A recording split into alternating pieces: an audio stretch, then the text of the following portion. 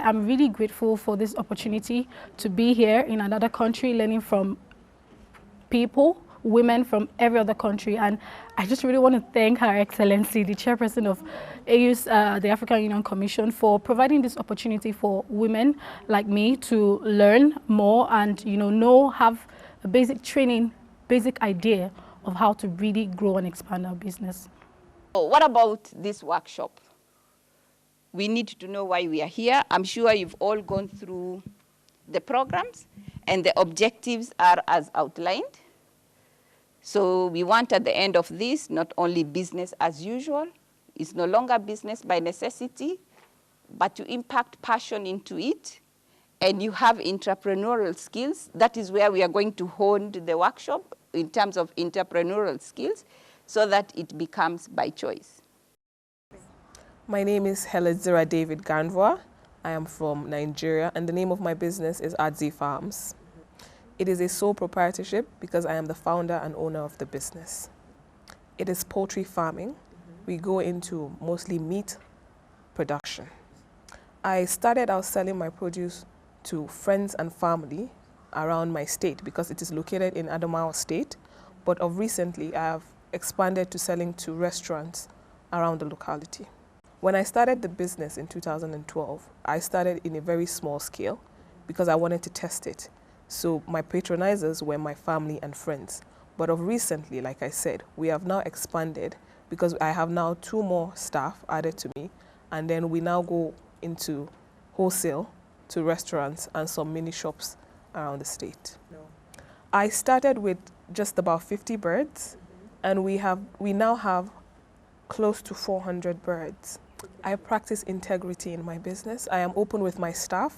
They know the accounts, they know what we earn, and sometimes I even give them minor decision making to have accountability. I delegate it so that they would have some sense of responsibility in the business as well.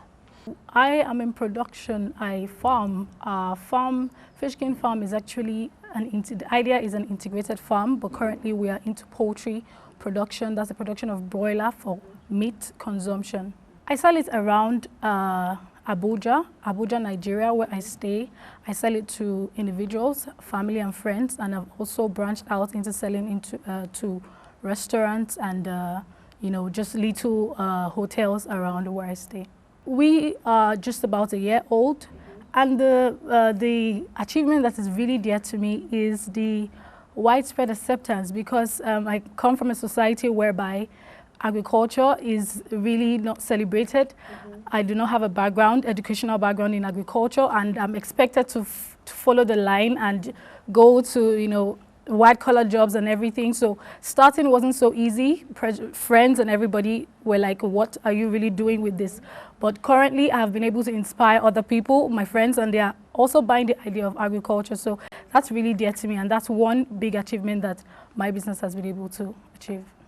My key challenge has been the lack of technical know-how, because though I've been passionate about agriculture from childhood, doing menial care for poultry, birds and snails and every other kind of livestock you can think of, I have not had the adequate training to really harness all the potentials needed for that business. And basically, especially in my business, I uphold quality. It's one of our values, because we notice that what we get, the products we get, especially from African countries, they're substandard, and that's one of my key focus areas. I try to ensure there's a high quality standard in all that we do, a high hygiene standard, and I'm also trained in project management, and I try to bring that also to my little team and what we do to manage our resources effectively, human resources, financial resources, and every other material resources. We have to manage it appropriately, and employ time management and every other thing you need to have an effective outcome. I am the founder of the business, the organization, and the project. And Fresh and Young Brains Development Initiative is an organization that I founded in 2008, November 27th, to mentor and empower young people and children, especially in the areas of volunteerism and sustainable development. In order to achieve our mandate, The organization decided early this year, April 2nd to be specific, to launch what we call the Youth Farm Project, the Y Farm Project, which is an agribusiness-led enterprise to empower young people, not just in Nigeria, but youth across Africa in agriculture. British Council in 2010 did a research which I was involved in, and they discovered that by 2030, in Nigeria especially, youth will constitute the greatest resource that Nigeria will have. And then even for the African Union, everybody is talking about the youth bulge. So if we don't tap into what is existing now and harness the potentials that young people have, it's going to be a problem by 2030.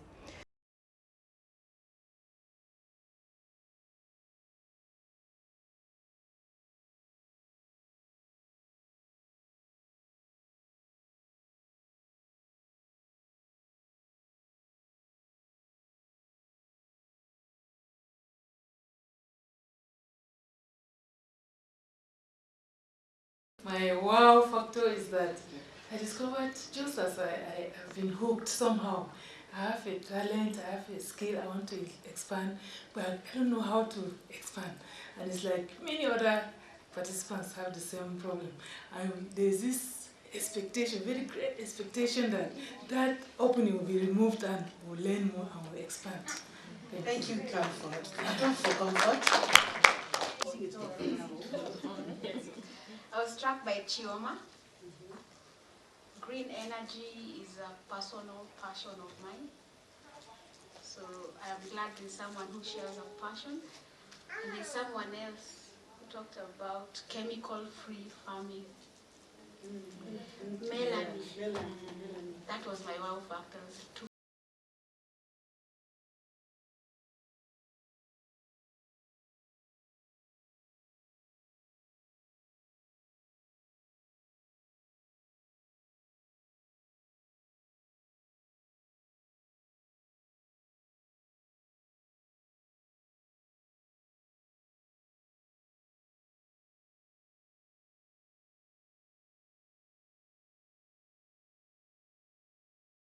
Networks are what are going to really help you, because nobody. What do they say? Nobody is an island. You can't be in an island on your own.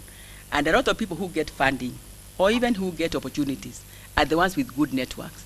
So you may be very good with your master's degree, or first degree, or diploma, or PhD, but as long as you are on your own and you are not going out there to meet people who will tell you, if you do this, this can happen.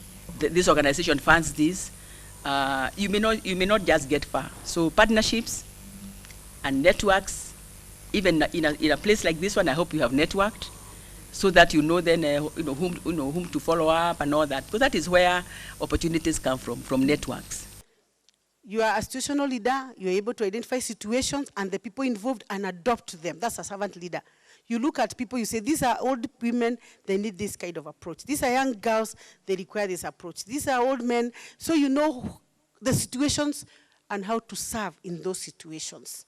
The spiral will only move up if you plan to do so and you organize your steps. Identify the power within you, develop it, and use it. I have this statement: if an egg breaks due to outside force, inside life ends. And we talked about this earlier. But if it breaks from inside, life begins. We have a Kadogo economy. We have a small economy. So if your product is for the mass market, what value proposition do you have? Agatha, you come from Nigeria or Ghana? Ghana. I've seen various things packaged there.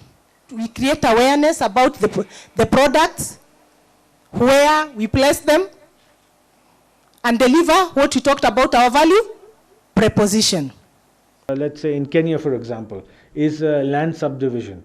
Everybody wants a piece of land, and I'm sure this is the same in many other countries. I was in Nigeria for quite some time, and it's a similar situation. If you have 100 acres, you are well off, 100 acres, but you have 4 children, so you end up giving them 25 acres each.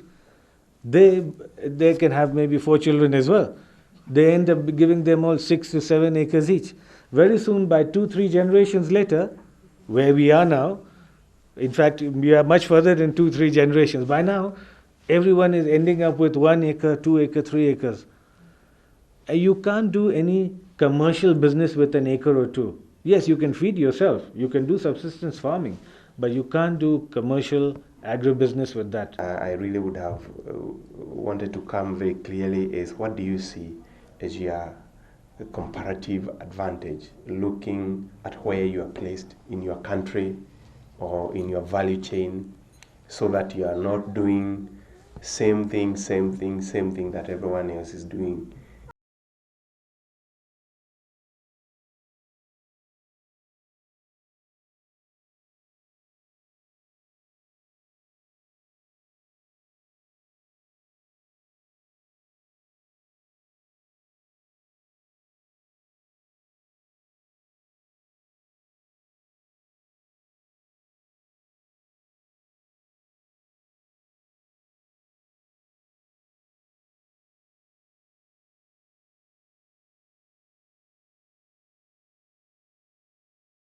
I learned here yesterday also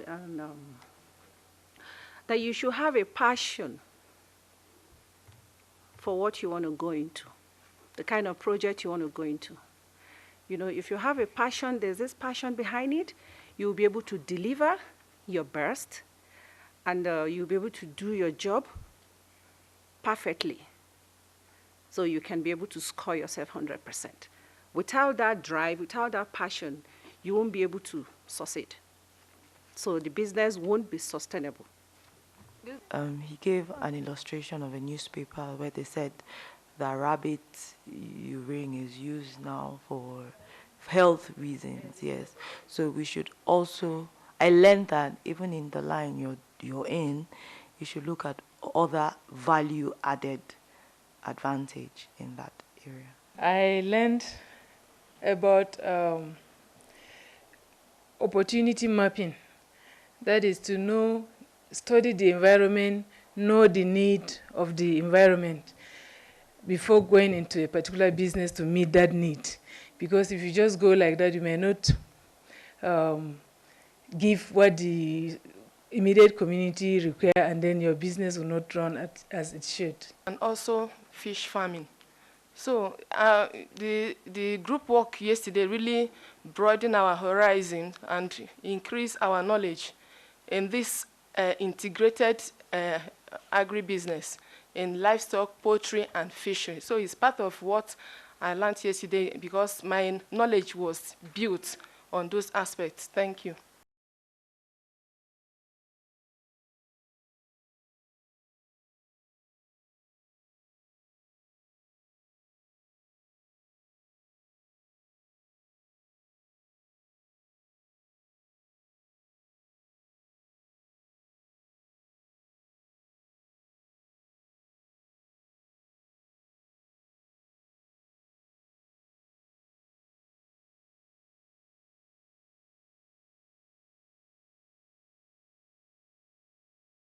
The farm has 6 objectives.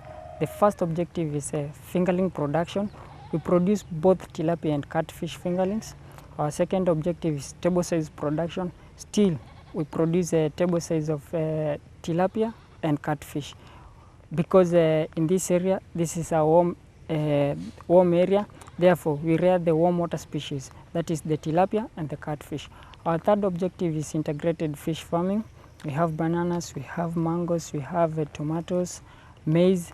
We integrate that with the fish farming. But the husbandry activity is fish farming. Yeah.